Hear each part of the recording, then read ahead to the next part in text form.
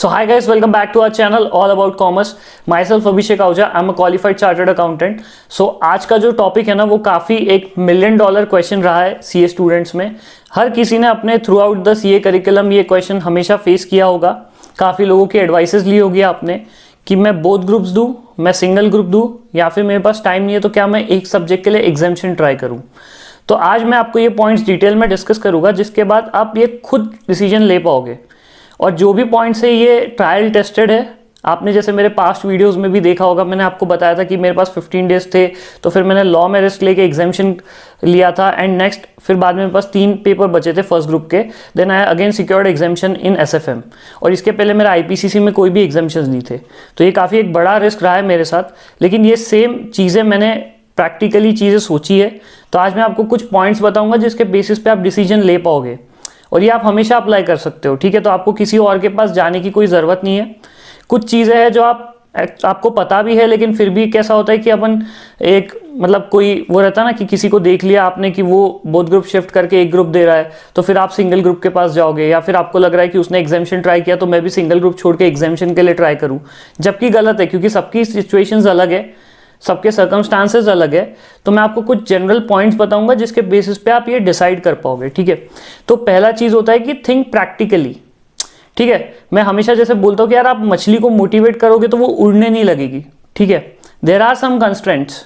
तो अगर आपको लग रहा है कि ये चीज़ें प्रैक्टिकली अचीवेबल नहीं है, तो आप एकदम वो आता है ना, जोश आ जाता है कि नहीं, आपने ऑलरेडी अगर सपोज आपकी पढ़ाई नहीं हो रखी है, ठीक है, बोथ ग्रुप्स में आपको दिख रहा है कि यार बोथ ग्रुप्स तो मेरे लिए प्रैक्टिकली अप्रोचेबल भी नहीं है, ठीक है, तो फिर भी आपको क्या लगता है कि नहीं, आपको कोई आके बोल देगा नहीं तू मेहनत कर मेहनत कर। देखो, मेहनत करना अलग है, ठीक है, मेहनत करना है तो उसको सही डायरेक्शन में करो, तो आपको उसका आउटपुट भी मिलेगा।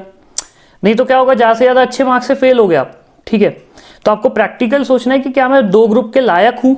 ठीक है, इसमें बुरा मानने की कोई जगह वो नहीं है कि मतलब कि मैं नहीं दे पा रहा हूँ या मेरी पढ़ाई कम कर दी मैंने। अब जो हो चुका वो हो चुका है। ठीक है, अभी इसमें से मैं बेस्ट क्या निकाल सकता हूँ, ये आपका अप्रोच रहना चाहिए। ठीक है, आपके घर पे कोई शादी थी, आप कोई फंक्शन में बिजी रहे हो, या आपके पास कोई XYZ रीज़न है जिसकी वजह से आपकी पढ़ाई नहीं हुई, तो इसमें भी आपकी गलती नहीं है, या गलती है भी, तो अभी आप क्या बेस्ट निकाल सकते हो वो प्रैक्टिकली सोचना बहुत ज़रूरी है। तो पहला पॉइंट है कि you have to think practically. Second is avoid peer pressure. ठीक है, मोस्ट ऑफ द टाइम क्या होता है कि हम लोग ना सबसे पहले अपन इंक्लाइंड होते हैं टूवर्ड्स आवर फ्रेंड्स। अपन उनसे पूछते कि यार मेरा ऐसा सीन है, मैं क्या करूँ। अब वो आपको बोलेगा कि यार नहीं, बोथ ग्रुप नहीं, सिंगल ग्रुप दे दे, या वो आपको बोलेगा सिंगल ग्रुप मत दो, आप एग्जामिशन के लिए ट्राई करो। तो आप उनका सुन के वैसी चीज़ें कर रहे हो, जबकि उनको पूरे सर्कमस्टांसेस आपके नहीं पता है। हो सकता है कि आप बोथ ग्रुप पास होने के लायक हो, बट क्योंकि आपने उसको ऐसे नेगेटिव टोन में बोला तो वो आपको लगता है ठीक है ना यार एक ग्रुप दे दे। या हो सकता है आप वो एक ग्रुप देने के लायक हो, आपको वो ज़्यादा बोलेगा नहीं नहीं तू मेहनत कर, मेरे को तेरे पे भरोसा है, तू बोथ ग्रुप दे। तो इसमें क्या होगा, दोनों केसेस में ना आपको नेगेटिव रिजल्ट्स आएंगे। तो पीयर प्रेशर कब आता है, जब सामने वाले से आप डिस्कस करते हो। रादर आप शांति से बैठ के आप अपना खुद का एनालाइज करो कि यार मैंने अभी इतना टाइम में ये कर लिया है, और मेरे पास जितने दिन बचे उसमें मैक्स में क्या कर सकता हूँ। ठीक है, वो बोलते हैं ना कि यार इतने में मैं इससे ज़्यादा तो नहीं कुछ उखाड़ सकता हूँ। तो आपको वो चीज़ें सोचनी है, वैसे प्रैक्टिकली आपको सोचना है, पीयर प्रेशर को आपको अवॉइड करना है। ठीक है, थर्ड पॉइंट रहता है कि आप stop being an emotional fool. आपने जैसे काफ़ी लोगों के अभी एग्जाम्पल्स आपने देखे होंगे कि लास्ट टाइम में रिसेंटली क्या होता है, कुछ लोग जैसे रैंक के लिए प्रिपेयर करते हैं। अब उसमें क्या होता है कि रैंक के लिए उन्होंने प्रिपेयर किया और वो रैंक उनका सपोज नहीं आया, तो वो स्किप कर देते हैं, वापस से री एग्ज़ाम देते। और ऐसा काफ़ी लोगों का हुआ है जिनका रैंक नहीं आया था, उन्होंने वापस से री एग्ज़ाम दी और री एग्ज़ाम में वो फेल हुए हैं। तो ये होता है आपका एक इमोशनल, जो इमोशनल क्वेश्चन है ना आपका स्ट्रांग होना चाहिए आपका। आप इमोशनली ऐसे फुल नहीं बन सकते हो। ठीक है, कि मतलब अगर लास्ट टाइम आपको पता है कि यार मैं 2 ग्रुप में फेल हुआ हूँ, तो आप उसको सुधारो। या आप 2 ग्रुप नहीं दे सकते हो तो आप एक एक ग्रुप करके उसको क्लियर करो, क्या हो जाएगा, वैसे भी टाइम वेस्ट हो ही रहा है ना आपका, रादर आप उससे कुछ आउटपुट निकालो। आप जब एक ग्रुप क्लियर करते हो आपका मोटिवेशन रहता है कि हाँ मेरा एक हो गया, अभी मेरे को नेक्स्ट करना है। आप 2 ग्रुप बार बार फेल हो गए ना 3-4 अटेम्प्ट से, तब आपको प्रेशर समझ में आएगा कि एक्चुअल में प्रेशर होता क्या एग्जाम्स का। क्योंकि मैंने मेरे काफ़ी फ्रेंड्स देखे जिन्होंने स्टार्टिंग में 2 ग्रुप प्रिपेयर किए थे, फिर उनको 2 ग्रुप में वो कैसा रहता है कि वो 6-7 मार्क्स से फेल हो गए थे। फिर उनको लगा नहीं यार इतने ही मार्क का गैप है, फिर से 2 ग्रुप प्रिपेयर करते, then again studying that 8 subjects, then again studying that 8 subjects is a very it's very hectic to do. तो आपको वो चीज़ों को समझना पड़ेगा। ठीक है, कि मैं क्या कर सकता हूँ, बेस्ट क्या कर सकता हूँ मैं। तो stop being an emotional fool. उसके बाद होता है कि आपको ना you have to follow your gut instinct. एक वो आपको ऐसे अंदर से आएगा ना कि यार ये मैं कर ही लूँगा। जैसे अभी मैं आपको एक मेरा एग्जांपल बताता हूँ। मेरे आईपीसीसी में थ्रू आउट माई इंटायर, मेरा फाउंडेशन आईपीसीसी आप ले लो, तो मेरा आईपीसीसी में भी 58-59 मार्क्स रहे हैं ऑडिट वगैरह लॉ में, बट मेरा एग्जाम्शन आज तक के कभी नहीं आया था। फाइनल के पहले मैंने एक भी एग्जाम्शन सिक्योर नहीं किया था। और फाइनल में मैंने जैसे आपको लास्ट वीडियोस में बताया था कि मेरे पास 15 डेज थे। अब मेरा अगर पास्ट आप परफॉर्मेंस देखो तो वो बोलता है कि मेरे एग्जाम्शंस कभी नहीं आया। तो वो बोलते हैं, अब जैसे आप पास्ट रिकॉर्ड देखोगे तो आप बोलोगे यार मेरा तो कभी एग्जाम्शन नहीं आया, मेरा तो आएगा भी नहीं। लेकिन मेरे को एक गट था, गट फीलिंग थी मेरे को कि यार मैं ना लॉ में एग्जाम्शन ला सकता हूँ, क्योंकि मेरा वो लेवल का प्रिपरेशन था लॉ में। मेरा था कि कुछ कैसा भी पेपर दो मैं एग्जाम्शन तो ला ही लूँगा लॉ में। तो फिर मैंने सिर्फ उसको प्रिपेयर किया। मैं आपको बता रहा हूँ, मेरी बाकी सब्जेक्ट्स की बुक्स मैंने बांध के मेरे शेल्फ में डाल दी थी। मैंने उसको हाथ तक नहीं लगाया था। मैंने सिर्फ 15 डेज पढ़े थे क्योंकि मैं फंक्शंस में इन्वॉल्व था घर के। तो मैंने सिर्फ वो लॉ पकड़ा और मैंने लॉ बैठा। बाकी सब्जेक्ट्स में तो मैं 2 घंटे में अराउंड 4 PM अभी आपको निकलने देते पेपर से, तो मैं 4 बजे उठ के निकल के आ गया था पेपर से। तो मेरा लॉ एग्जाम्प्ट हो गया।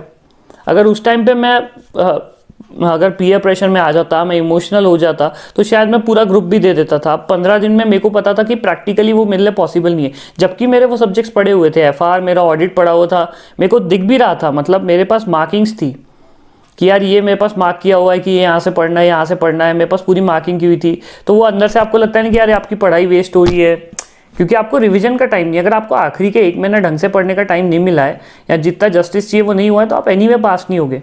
हो सकता है आपने पहले बहुत अच्छे से पढ़ के रखा है, बट अभी आपकी कुछ चीज़ों की वजह से चीज़ें डिस्टर्ब हो गई, तो अभी आपको सोचना है कि मैं मैथ्स क्या खा सकता हूँ। तो फिर मैंने लॉ क्लियर किया और नेक्स्ट टाइम फिर 3 सब्जेक्ट्स, अगर आपका एक एग्जाम्शन आ जाता है ना, तो आपको 3 सब्जेक्ट निकालना बहुत आपके लिए मतलब वो केक वॉक है। You just have to score 40-45 and you are done with the group. तो ये था, फॉलो योर गट इंस्टिंक्ट। आपको अगर गट फीलिंग आ रही है कि यार मैं ये कर सकता हूँ, तो आप करो, क्योंकि अगर आपको अंदर से वो चीज़ आई है ना, तो आप डेफिनेटली वो चीज़ कर लोगे, ठीक है। And the last point is you have to take risk.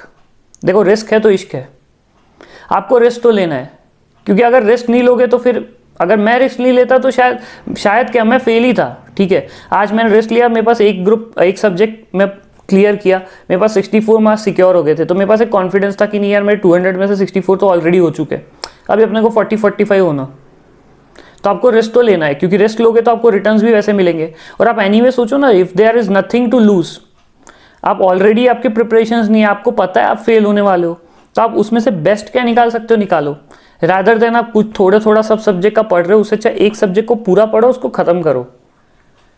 क्योंकि आपको नहीं पता कि नेक्स्ट टाइम लॉ का पेपर कैसा आएगा, या आपको नहीं पता आप जो सब्जेक्ट के लिए एग्जामिनेशन प्रिपेयर कर रहे हो सकता है वो उस टाइम ईजी आ जाए, नेक्स्ट टाइम हार्ड आ जाए। और वर्स्ट केस क्या होगा कि आपने अगर सपोज एक ग्रुप के लिए प्रिपेयर किया है, ठीक है, आप फेल हो जाओगे, बट एक के जगह आप 2 करते तो सोचो फिर तो पक्का ही फेल थे ना। अगर आपकी प्रिपरेशंस वो लेवल की नहीं थी, या आपकी प्रिपरेशंस एक ग्रुप की भी नहीं है, तो बेटर है आप एक सब्जेक्ट निकाल लो। क्योंकि अगर आप एनीवे एक ग्रुप में भी फेल हो ही रहे थे, अगर एक सब्जेक्ट निकल गया तो वो तो आप लिए बोनस है ना वो चीज़। तो आपको ये सारे पॉइंट्स डिसाइड करने में, एक बार वापस से पॉइंट्स आपको देखता हूँ। एक आपको think practically, avoid peer pressure, stop being an emotional fool, उसके बाद फॉलो योर गट इंस्टिंक्ट, ठीक है, and last is you have to take risk. Boss risk तो लेना है, ठीक है। एटलीस्ट फाइनल में आके तो आप ये नहीं बोल सकते आपको रिस्क लेना है, ठीक है, क्योंकि फाइनल में क्या होता है, जब तक आप आते हो आपके पास काफ़ी सारी चीज़ें आ जाती है। ड्यूरिंग फाउंडेशन आईपीसीसी में आपको पता है यार आपको ऑफिस जाने से पढ़ाई करनी है, अभी आपके पास घर की चीज़ें, बाकी चीज़ें, ये वो सोशल लाइफ, आपके पास 10 चीज़ें आ जाती है। तो आपको अकॉर्डिंगली उसमें से प्लान करना पड़ेगा। देखो एक साथ नहीं पास हो सकते, तो ICICI से EMI कटवाओ। मैं तो हमेशा बोलता हूँ यार मैं तो इंस्टॉलमेंट में पास हूँ, ठीक है, और मेरे को उसका कोई दुख नहीं है, क्योंकि मैं एट द एंड पास हो गया हूँ, ठीक है। एट द एंड आपको रिजल्ट मैटर करता है, ठीक है। सो ये आपके सारे पॉइंट्स आपको डिसाइड करने में हेल्प करेंगे that you have to select both group, single group, और you have to plan for an examination in a subject. और टेंशन बिल्कुल भी नहीं लेना है, जितना अपन कर सकते करो, क्योंकि एनीवे उससे ज़्यादा तो आप कर ही नहीं पा रहे थे। तो एटलीस्ट वो रहता है ना, एक मैच्योर जो आदमी है वो प्रैक्टिकली सोचेगा और वो आपसे ज़्यादा आउटपुट निकालेगा। आप रोते रहोगे कि मेरी पढ़ाई नहीं, वो बोलेगा नहीं हुई, ठीक है ना यार, एक सब्जेक्ट निकाल लेता हूँ, एक ग्रुप निकाल लेता हूँ। तो आपको ऐसे सोचना है, ठीक है। तो till then I hope you all are doing safe and fine. So I take your leave, bye bye. मैं ऐसे और भी वीडियोस लाते रहूँगा जो आपको बिल्कुल हेल्प करेंगे। आप वीडियोस अगर आपको ऐसे जनरल वीडियोस देखने तो आप प्लेलिस्ट में जाके चेक करें, because our channel is having videos related to entire lot topics. तो आपको पर्टिकुलरली कुछ वीडियोस, रिलेटेड वीडियोस चाहिए तो आप प्लेलिस्ट में जाके चेक करें, और कोई भी क्वेरी हो, कोई भी टॉपिक आपको लगता है कि मैं डिस्कस करूं, तो you drop it in the comment section. Till then, bye bye, thank you.